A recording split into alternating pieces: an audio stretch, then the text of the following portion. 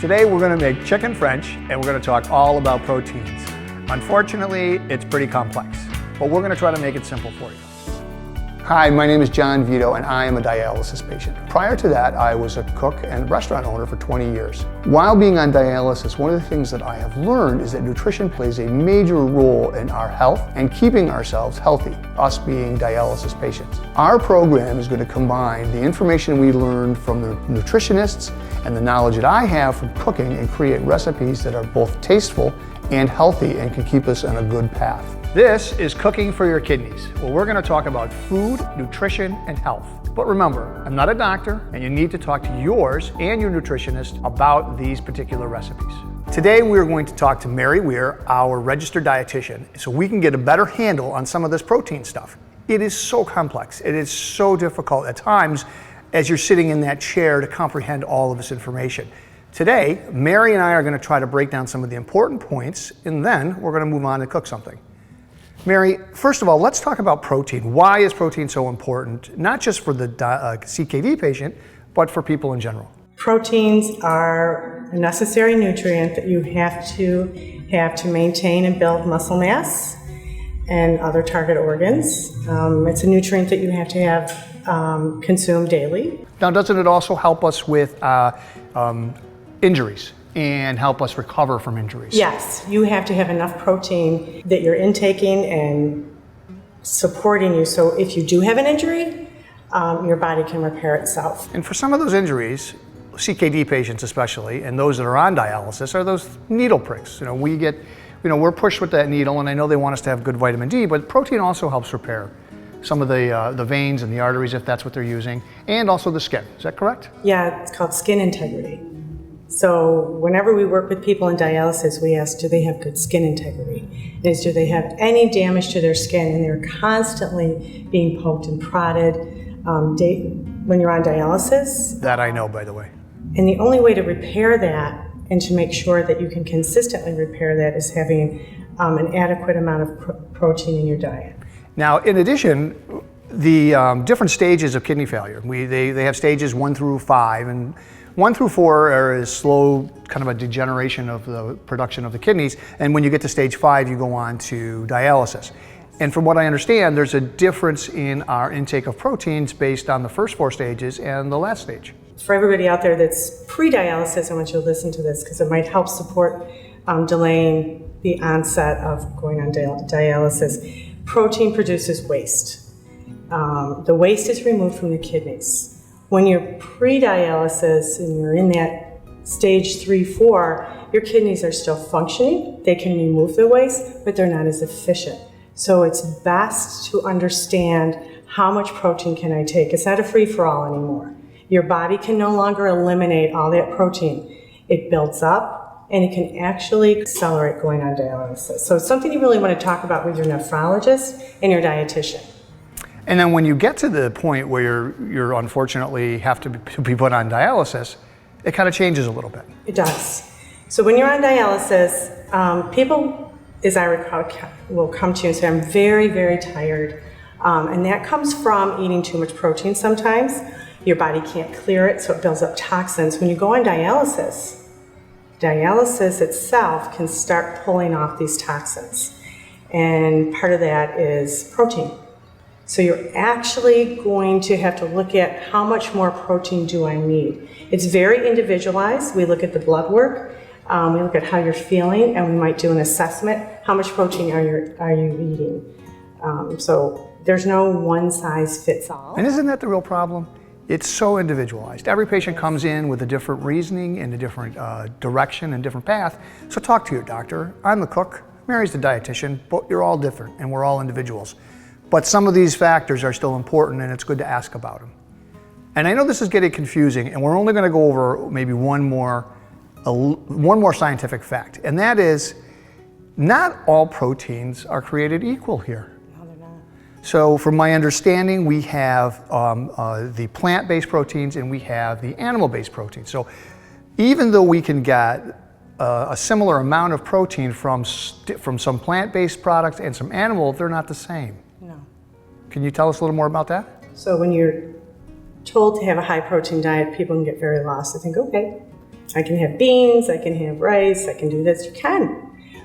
But plant-based proteins are very different from animal-based proteins. Animal-based proteins give us all the essential amino acids we need to maintain that muscle integrity, the energy, keep us from losing muscle mass. And they're called a complete protein, right? Sort of like a... We call them a complete protein. You might also hear them referred to as proteins of high biological value. Oh, right. So that's something, but you might not see that. But when you're in the grocery store, no one's going to say, here's the high biological value protein, and here's the low. If you like beans, great. But that's not going to give you all the amino acids you need. So you could potentially become deficient.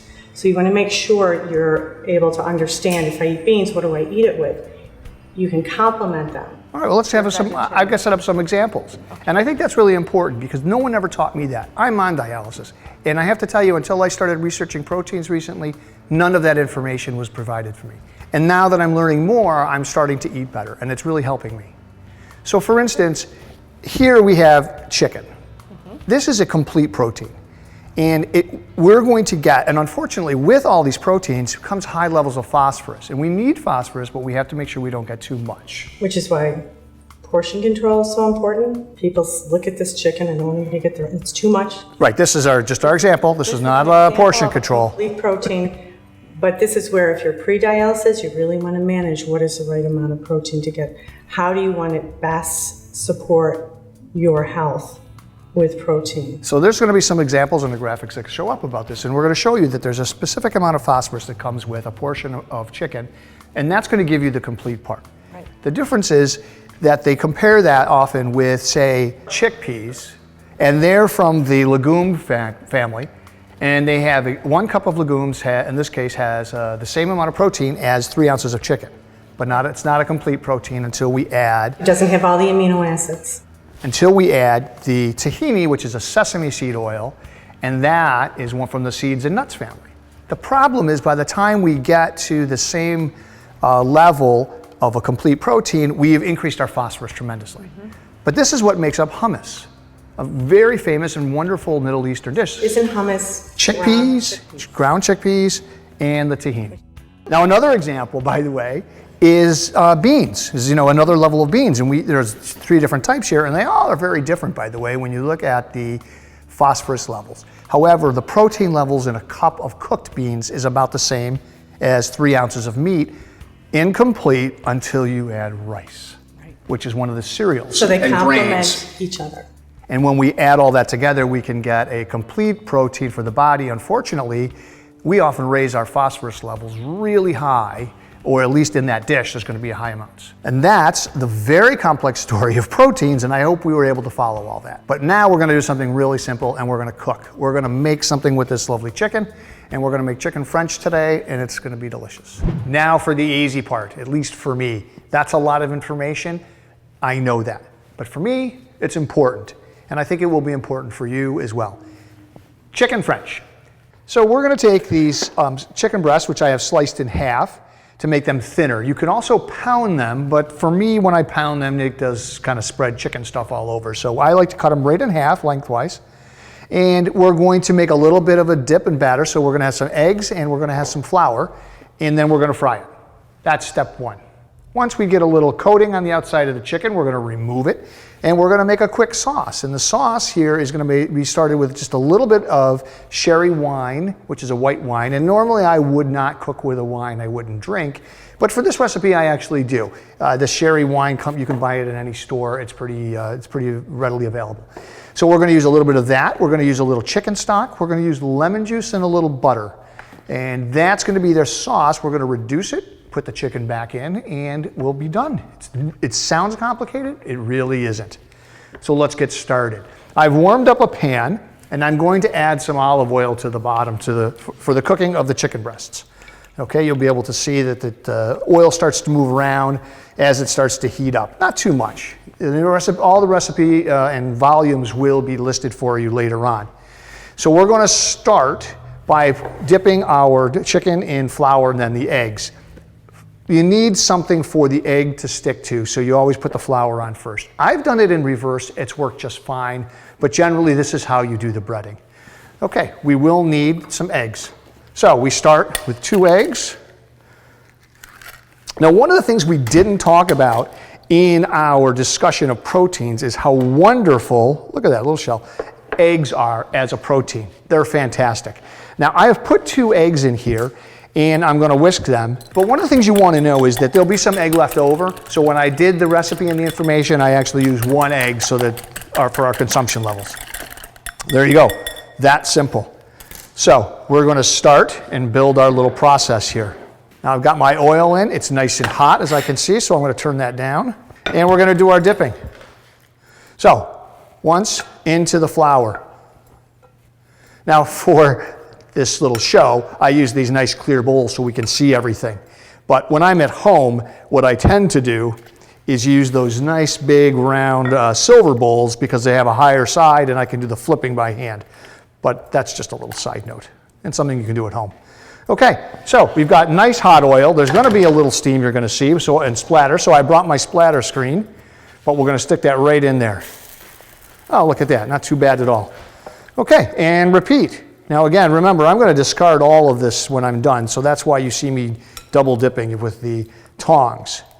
So, flour to stick to the chicken, and the egg will stick to the flour, and we'll get some frying going. Perfect.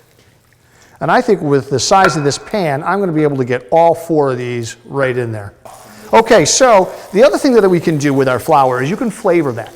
Salt, pepper, and even a little Parmesan, which I like to do. In this case, I'm going to add it in the end. But just be careful of your salt. Remember, sodium is a big issue. I do have a little sodium listed in the recipe, and that's part of it. So this is going to be our chicken French. You can see that it's brown. It's going to be browning nice. I'm going to use my other tongs. And it may not get too dark just yet, and that's fine.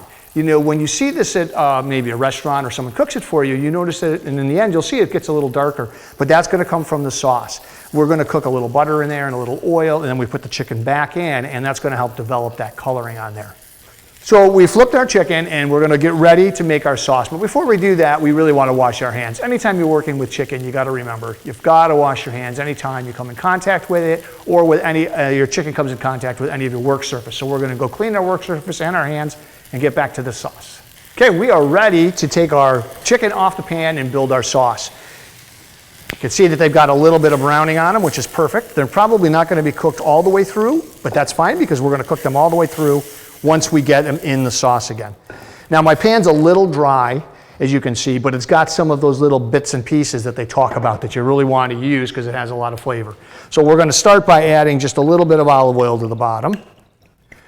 And our total should equal about the recipe volumes. So we've got that. Now I'm going to add a little chicken stock that I made, homemade chicken stock, because it has a lot less sodium and I can control it. And there's the steam we're looking for. So we really want to cook that down. So we're going to concentrate some of these flavors. So once we've got that in, we're going to add some of this sherry wine. Okay, and then we're going to use a little bit of lemon juice. Now I want it to bubble a little bit. I want it to cook down and reduce. And one of the things we're going to do to help that is add a little bit of butter. And that's going to thicken it, and it's going to brown it a little bit and help it. At this stage, I'm going to add a little bit of salt and pepper. And we're going to stir that up. And already I can see the sauce is starting to thicken just a little bit, and I can smell it. It smells wonderful. You get a little bit of that wine. You can smell the butter and the chicken stock. And of course, the lemons. Now that my butter's melted and I can see I've got a nice little boil on there, I'm actually going to add the chicken back in so that it can cook right in the sauce and absorb as much of that flavor. Remember, chicken is a pretty bland item. So we really want to try to add some flavors, and flavors that are acceptable for us kidney patients.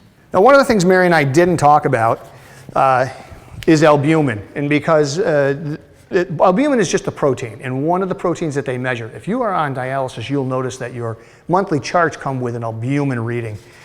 And they give you a range, just like most of the other minerals and vitamins that they try to test you for, and so that you have a target goal. And every month they tell you how you're doing and what adjustments you can make. Unfortunately, often the time that they tell you that, we're in the chair, we're exhausted, we're suffering through the treatment, which is never a very easy process. But the albumin levels is a measure of your protein, which Mary explained to us helps us with our energy, our recovery from injury, and healing. And it's really important. Now, I have the opportunity to test a lot of this on myself over the past 5 years, and that's exactly what I've done. And one of the things that I have found, this may not work for everybody. And understand, I am not a doctor, so you need to talk to your doctor, your registered dietitian, and your nurses about it. But I find by consuming my proteins, be the day before I go in for dialysis, that the effects of dialysis for me tend to be less. I'm not as tired after. I don't have to lay on the couch all day. I have energy to do things. Maybe not a lot of things, but I have more energy. And I've done this test over the last 4 or 5 months, where I have consumed any of the proteins that I'm going to have for my week the day before each dialysis treatment. And I have to tell you, it helps. First of all, my albumin levels have been very good. So the process of dialysis, of removing all of the proteins, or removing part of the proteins from your diet, has been aided in my energy levels because I've elevated them a little. Again, it may not work for you, and it may not be good for you. You have to talk to your doctor. But if you are consuming proteins in your diet, it may be interesting to try that out. Okay, I've cooked this a little bit. I can see the sauce is getting a little darker brown and getting a nice color, and I'm going to turn these and flip them, and I'm going to let that continue to cook. So we've cooked our chicken for about 7 minutes in the sauce, and it's getting a little darker, and I can see it's getting a little thick, which is perfect. So now we're going to plate it up. Just that easy. Yeah, this is going to be larger than one portion, as Mary mentioned, but I'm going to do it because it looks nice on the plate. So I'm going to take a little bit of this sauce and pour it right on. Now I'm going to grab a little side that I made, and I try to match some sides that are going to be not high in phosphorus, of course, because we know this has a little bit more. These are mini broccoli steaks, and that's our dish. This is chicken French, and I have a few broccoli steaks on the side for color and to balance it off. Hope you enjoyed it. I reviewed the recipe, chicken French. It's a bit high in phosphorus, a little bit more than I like to see, but all protein foods are high in phosphorus.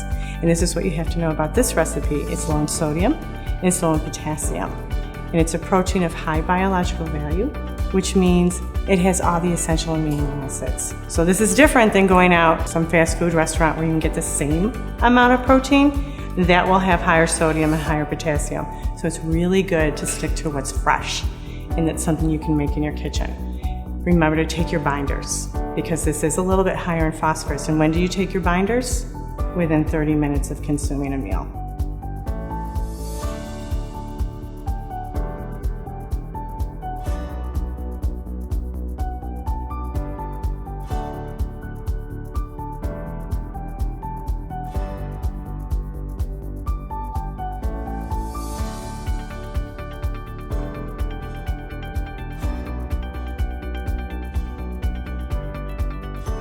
Proteins are a pretty complex thing, and that's a pun, by the way, and a good one. Can I just stop right there? That's a good pun. All right, I'm going to add that, all right?